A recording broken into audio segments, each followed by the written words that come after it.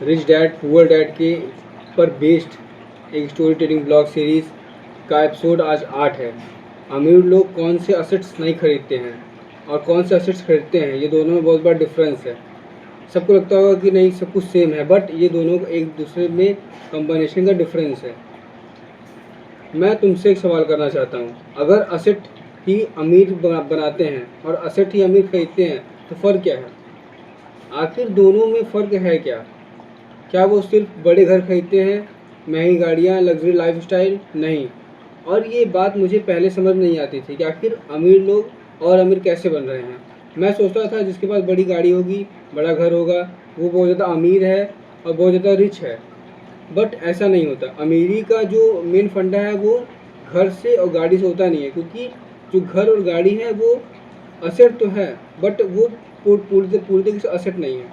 वो एक तरीके से असेट बेस्ड है, ठीक है, लाइबिलिटी बेस्ड है। दोनों में डिफरेंस है। एक दिन मैंने रिच डैड से पूछा अमीर लोग आखिर कौन सी चीज़ खरीदते हैं। मैंने सोचा था कि वो बोलेंगे बड़ा घर, बट अभी जस्ट मैंने कहा ना कि बड़ा घर और बड़ी गाड़ियाँ हैं वो जस्ट इज़ अ नंबर। वो लाइबिलिटी, वो असेट है, बट लाइबिलिटी बेस्ड असेट है, क्योंकि वो धीरे धीरे आपकी वैल्यू को डिक्रीज कर रही है। हाँ, अगर आप उसे बेचते हो एक टाइम बाद तो वो आपका असेट बनता है, एक तरीके से करेंसी मिलती है, बट एक तरीके से वो फिक्स नहीं होता है। वो आपकी हर डे बाय डे डिक्रीज होती रहती है। हर दिन वो डिक्रीज हो रही है, इंक्रीज हो रही है। तो बहुत चीज़ें हैं, ये एक्सपेंसिव चीज़ें। लेकिन उन्होंने ये भी कहा कि अमीर लोग इनकम पैदा करने वाली चीज़ें खरीदते हैं। जैसे कि अगर आप कोई लैंड खरीद रहे हो, और जब कोई लैंड आप खरीदते हो तो उस टाइम क्या मिलता है कि आप लैंड खरीदा 50,000 रुपये का, वो लैंड एक महीने बाद, एक साल बाद वो 1 लाख से ऊपर हो गया, क्योंकि लैंड की वैल्यू बढ़ रही है। लैंड हो गया, गोल्ड हो गया, बॉन्ड हो गए, जितने भी असेट चीज़ें हैं जो भी फिक्स्ड हैं उसकी वैल्यू बढ़ रही है। बट जो असेट, जो लाइबिलिटी बेस्ड असेट है, लाइक आपकी कार हो गई, घर हो गया, उसको वो डिक्रीज फॉर्म में है, वो डिक्रीज हो रही है, हर दिन डिक्रीज हो रही है। अगर आप कोई बिजनेस स्टेब्लिश करते हो तो वो बिजनेस आपको क्रिएट करके देता है फंड, और फंड मनी क्रिएट करके देता है। बट लेकिन अगर आप दूसरी चीज़ खरीदते हो तो यही वो बहुत बड़ा डिफरेंस है अमीर लोग और गरीब लोग में। गरीब लोग जो पैसा पाते हैं तो वो सीधे घर पे इन्वेस्ट करेंगे, गाड़ी पे इन्वेस्ट करेंगे, महंगा फ़ोन लेंगे। बट अमीर लोग क्या करते हैं, वो सेम चीज़ों को SIP करते हैं, इन्वेस्टमेंट करते हैं, ताकि उनका जो पैसा है वो डबल हो। इन फ्यूचर वो अपने कुछ प्रतिशत फंड से वो चीज़ को ओन कर पाएँ जो वो चाहते हैं। इसका सिंपल सा मतलब है कि अगर तुमने एक दुकान खोली है छोटी सी, वो आपको इनकम पैदा करके दे रही है। अगर वो इनकम दे रही है तो वो असेट है, और अगर वो इनकम नहीं दे रही है तो वो लाइबिलिटी है। बस यही दोनों में एक बहुत बड़ा फ़र्क है जो तुम्हें समझना पड़ेगा।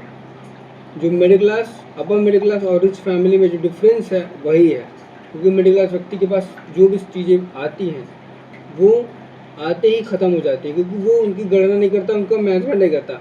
फाइनेंस को मैनेज करना सबसे बड़ा इस टाइम पे फंड है कि आप कितना बड़ा फंड को एलोकेट कर पा रहे हो, रिसोर्स को एलोकेट कर पा रहे हो। क्योंकि सबसे बड़ी प्रॉब्लम सही है कि तुम जो फंड है उसको एलोकेट नहीं कर पा रहे हो, कि आखिर फंड को जो कैसे इकट्ठा किया जाए। तरीके बहुत हैं, बट तुम किस तरीके का यूज़ कर रहे हो, ये सबसे बड़ा फैक्ट है। ये अमीर और जो गरीब है, जो मिडिल क्लास है, उनमें बहुत बड़ा डिफरेंस है। किसी को भी व्यक्ति को भी अगर एक रियल लाइफ एग्जांपल पे बेस्ड कहानी मैं बताता हूँ, अगर मान लो कि तुम्हें 1 लाख रुपए मिलते हैं, तुम क्या करोगे? तो सब कुछ ना कुछ खरीदोगे। तुम लाइबिलिटी खरीदोगे, लाइक बाइक खरीद लोगे या आईफोन खरीद लोगे, तो वो लाइबिलिटी है, वो आपको डे बाई डे डिक्रीज हो रही है उसकी वैल्यू।